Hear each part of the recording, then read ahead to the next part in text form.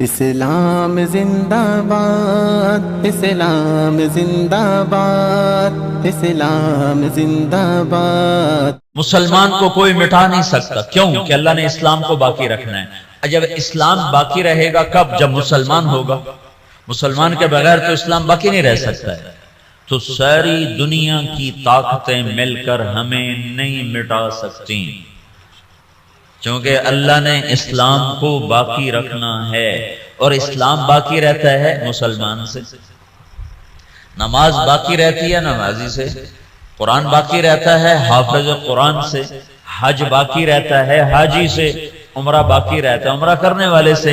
تو اللہ نے پوری دنیا کے شیطان دجال کٹھے ہو جائیں، ہمیں مٹا نہیں سکتے۔ ہاں یہ ہو سکتا ہے کہ اللہ ہمیں ختم کر دے، ہمیں ختم کر دے، مثلا ساری دنیا کا باطل کا مٹا دو اور ہم مٹ جائیں، تو اللہ کیا کرے گا؟ کسی اور قوم کو فوراً کلمہ پڑھا کے مسلمان بنا دے۔ اسلام نہیں مٹ سکتا ہے، دنیا کی کوئی طاقت نہیں مٹا سکتی۔ اور یہ جو تبلیغ کا کام چلا ہے، یہ اس بات کی نشانی ہے کہ اللہ دین کو زندہ کرنے والا ہے۔ یہ کوئی جماعت نہیں ہے کہ جمیں دنیا جماعتاں ٹریاں ودیاں، یہ کوئی جماعت نہیں ہے۔ پورے عالم کے انسانوں کو سامنے رکھ کر ایمان کی دعوت دینے کا پروگرام اور نظام ہے۔ اس کا آخر ہدایت ہوگا، اور اللہ جو چاہے کر دے، چاہے باطل والوں کو ایمان دے دے، اللہ کی سنت۔ تو کوئی 500-600 سال پہلے ایک دور آیا ہے جب یوں لگا کہ دنیا سے اسلام مٹ جائے گا اور ختم ہو جائے گا۔ یہ دور ہے 7ویں صدی کا۔ زوال تو شروع ہو گیا 5ویں صدی سے، جب مسلمان آپس میں لڑ حکومتوں کے غلام بن گئے۔ 483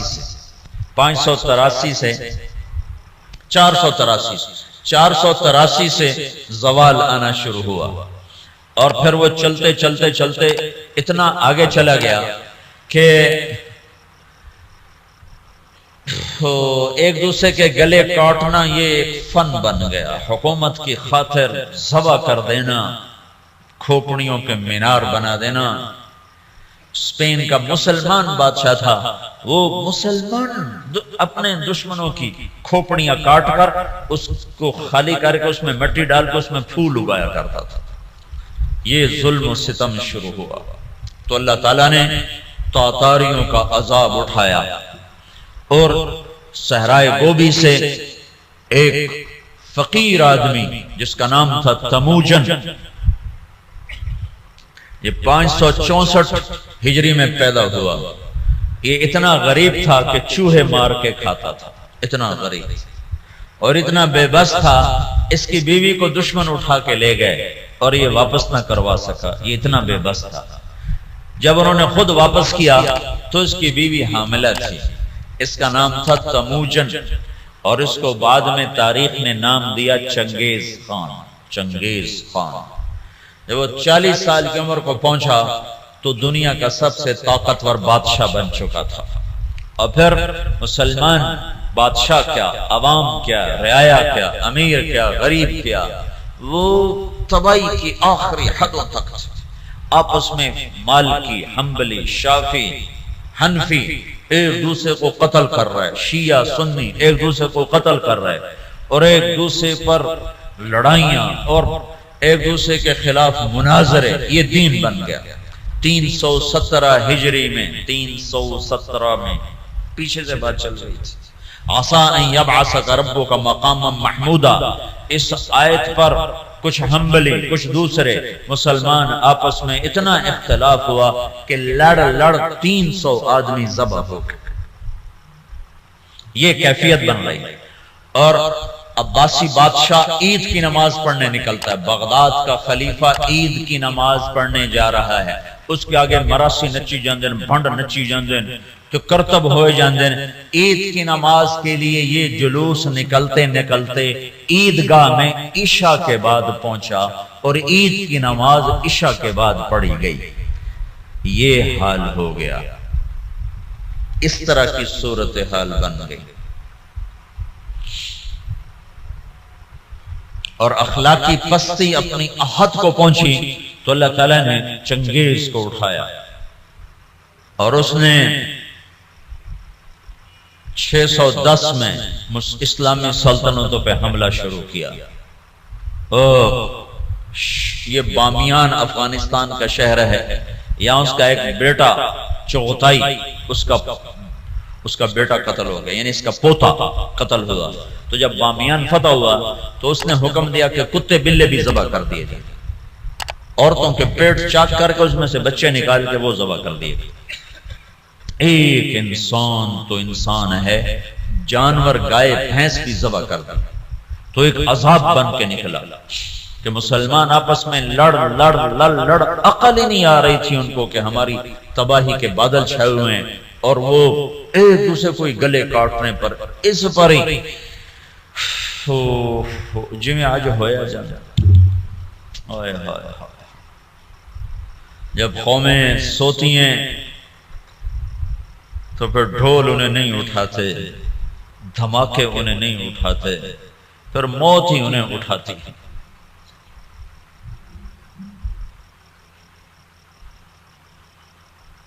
610 ہجری میں چنگیز خان نے بخارا پہ حملہ کیا۔ سب سے پہلا شہر بخارا تھا بڑا جس پر اس نے حملہ کیا، اور جب وہ مسجد کے ممبر پر آیا تو اس نے ایک لمبی ٹوپی پہنی ہوئی تھی، سردیوں کا زمانہ تھا، اور چہرے پہ رنگ ملا ہوا تھا سردی کے اثر سے بچنے کے لیے۔ کہنے لگا مسلمانوں تم جس خدا کو مانتے ہو میں اس خدا کا عذاب بن کر آیا، خون کی ندیاں بہا، اور 40 سال مسلمانوں کے خون سے زمین بھر کر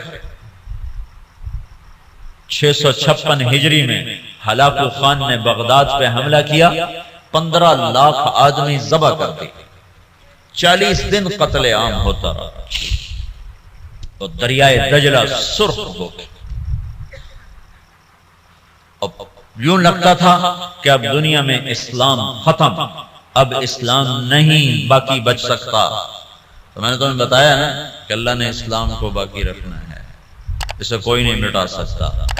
تو جب مسلمانوں کے ہاتھ میں سے طاقت نکل گئی اور وہ بے بس اور عاجز ہو گئے، اور اتنی بڑی تاتاری طاقت سے لڑنے کی ہمت نہ رہی، تو اللہ نے کیا کیا؟ اس دعوت کی طاقت کو ظاہر کیا۔ کچھ ترکستانی تاجروں نے تاتاریوں میں تبلیغ شروع کر دی، تو وہ قوم جو دنیا میں اسلام مٹانے آئی تھی وہ مسلمان ہونا شروع ہو گئی۔ یہ دنیا کی تاریخ کا عجب واقعہ ہے۔ چنگیز خان اس نے شہروں کے شہر تباہ کر دی۔ اس کے مرنے کے بعد اس کا بڑا بیٹا تھا جوجی، اس نے سلطنت کو 4 حصوں میں تقسیم کیا۔ روس جوجی کو دیا، منگولیا کا علاقہ چغتائی کو دیا، اور اپنا صحرائے گوبی اور چین اور اس کا دائیں بائیں یہ اغدائی اس کو اپنا جان نشین بنایا، اور طولوئی کو آذربائیجان سے لے کر ایران کا علاقہ دیا۔ دنیا کا سب سے بڑا فاتح ہے چنگیز خان۔ تو پوری دنیا میں چنگیزی چھا گئے، اور مسلمان بے بس اور حقیر، بے بس اور حقیر، کوئی شکل نہیں ان سے ٹکر لینے کی۔ تو اس دعوت کی طاقت کو اللہ نے ظاہر فرمایا۔ جوجی کا بیٹا تھا ایباقا، وہ اس کے مرنے کے بعد بادشاہ بنا۔ ایباقا کا بیٹا تھا برکا، وہ اس کے بعد بادشاہ بنا۔ اس کے دوران دعوت کا کام شروع ہو گیا تاتاریوں میں، تاتاری عوام مسلمان ہونا شروع ہوئے۔ اس سے دعوت چلتے چلتے برکا خان کا ایک وزیر مسلمان ہوا۔ وہ جب موقع پاتا تو برکا کو اسلام کی باتیں سناتا، تو سن کے حیران ہو کر کہتا یہ اچھی اچھی باتیں کس نے تمہیں سکھائی ہیں؟ کہا یہ اسلام سکھاتا ہے۔ کہا یہ اسلام کہاں سے تم نے سیکھا ہے؟ کہا یہ کچھ مسلمان آتے ہیں جو یہ باتیں بتاتے ہیں، اگر آپ اجازت دیں تو آپ سے ملاؤں؟ کہا ہاں ہاں، اب اگر کوئی مسلمان آئے تو مجھ سے ملانا ہے۔ تو ایک ترکستانی تاجروں کا قافلہ، وہ تاجروں کے بھیس میں ہوتے تھے، کام دعوت کا کرتے تھے۔ اللہ نے اسلام کو باقی رکھنا ہے، یہ مٹ نہیں سکتا، اسے کون مٹا سکتا۔ ہے عیاں یورش تاتار کے افسانے سے، پاسماں مل گئے کعبے کو صنم خانے سے۔ تو جب وہ قافلے والے آئے تو اس نے برقع خان سے ملایا۔ برقع جو تھا نا، اس نے جب دعوت سنی تو مسلمان ہوا اور پوری روس کی سلطنت میں اسلام پھیل گیا۔ تاریخ لکھنے والے لوگ حیران ہوتے ہیں کہ یہ دنیا میں پہلی دفعہ ایسا ہوا کہ فتح کرنے والی قوم نے اپنے غلاموں کا دین قبول کر لیا۔ ہر کوئی بادشاہوں کا کلمہ پڑھتا ہے، لیکن یہ دنیا کی تاریخ میں پہلی دفعہ ہوا کہ غلاموں کا کلمہ بادشاہوں نے پڑھا۔ تو ایک نسل پوری چنگیز خان کی مسلمان ہو گئی۔ اب ہلاکو جو تھا وہ مصر ایک ملک باقی رہ گیا تھا، وہ اس پہ حملہ کرنے کے لیے لشکر جرار لے کر نکلا۔ تو مصر کے بادشاہ رکن الدین بیبرس نے برقع خان کو خط لکھا کہ ہلاکو ہم پہ حملہ کرنا چاہتا ہے، تو مسلمان ہے ہمارا ساتھ دے۔ تو برقع خان نے ہلاکو کو خط لکھا کہ تو مصر پہ حملہ چھوڑ دے ورنہ میں تم پہ حملہ کروں گا۔ وہ بھی مسلمان ہیں، میں بھی مسلمان ہو چکا ہوں، کلمہ پڑھ چکا ہوں۔ جب یہ خط ہلاکو نے پڑھا تو پریشان ہو گیا۔ اس نے برقع خان کو خط لکھا کہ تمہیں پتہ نہیں ہے کہ چنگیز کا قانون یاسا، اس میں یہ لکھا ہوا ہے کہ کوئی تاتاری دوسرے کے خلاف تلوار نہیں اٹھائے گا۔ تو برقع خان نے اس کو جواب دیا، وہ بھی کافر تھا، تو بھی کافر ہے، میں مسلمان ہوں، تو مصر پہ حملہ کرے گا، میں تجھ پہ حملہ کروں گا۔ اب اللہ کا غیبی نظام چلا ہے، اسلام کو کوئی نہیں مٹا سکتا۔ 4 بیٹے ہیں ہلاکو چنگیز کے، جوجی، اغدائی، چغتائی، طولوئی۔ ہلاکو طولوئی کا بیٹا ہے اور برقع اباقہ کا بیٹا ہے۔ اور جب یہ لشکر نکلا ہے مصر پہ حملہ کے لیے تو یہ حقیقت ہے اس لشکر کو مصر والے نہیں روک سکتے تھے۔ تاتاری کے سامنے آ گئے اور پہلی دفعہ 50 سال کے بعد تلوار تاتاریوں کی آپس میں ٹکرائی، اور اس کے پیچھے چند غیر معلوم مسلمان تبلیغ والے ہیں جن کو تاریخ نے محفوظ نہیں کیا، نام تک بھی نہیں محفوظ کیے، لیکن چند لوگ تھے جنہوں نے اللہ کی بات سنا بادشاہوں تک پہنچائی۔ پھر ایک خوفناک جنگوں کا سلسلہ شروع ہو گیا۔ ہلاکو نے ظلم زیادہ اس لیے کیا کہ ہلاکو کی بیوی عیسائی تھی، دوزہ اس کا نام تھا، اور اس کا جو سالار تھا وہ بھی عیسائی تھا، اس کا نام تھا قطبوغا۔ یہ دونوں عیسائی تھے۔ تو یہ چاہتے تھے مسلمانوں کو مٹا دیں، لیکن میرے اللہ مکروا ومکر اللہ واللہ خیر الماکرین، مکروا مکرا ومکرنا مکرا وہم لا یشعرون۔ اللہ نے برقع کو ایمان دیا، اس سے جا کر ٹکرایا ایک جنگ میں، جو ہلاکو نے پہلے مصر پہ حملے کا ارادہ کیا، لیکن اس کا بھائی تھا منگو خان، وہ اس وقت چنگیزیوں کا بادشاہ تھا۔ جب اغدائی مرا تو اس کا بیٹا قیوق تھا، وہ بادشاہ بنا۔ قیوق کے مرنے کے بعد منگو خان بنا۔ ہلاکو مصر پہ حملے کی تیاری کر رہا تھا کہ منگو خان مر گیا، تو وہ قانون تھا کہ جو تاتاری بادشاہ جہاں بھی ہے وہ بڑے بادشاہ کی میت پر پہنچے۔ تو اس نے سارے لشکر کو کوچ کا حکم دیا، تھوڑی سی فوج اس نے فلسطین میں رکھی، اور 2 سال کے بغداد کی تباہی کے 2 سال کے بعد 656 میں بغداد تباہ ہوا۔ 658 میں رکن الدین بیبرس نے قطبوغا پہ حملہ کیا اور وہ زندہ گرفتار ہوا۔ پھر انہوں نے اس کی بوٹی بوٹی کر کے اس کو پھینک دیا۔ پھر ہلاکو لاؤ لشکر لے کے مصر پہ چڑھا ہے تو برقع خان آگے آیا۔ یہ دونوں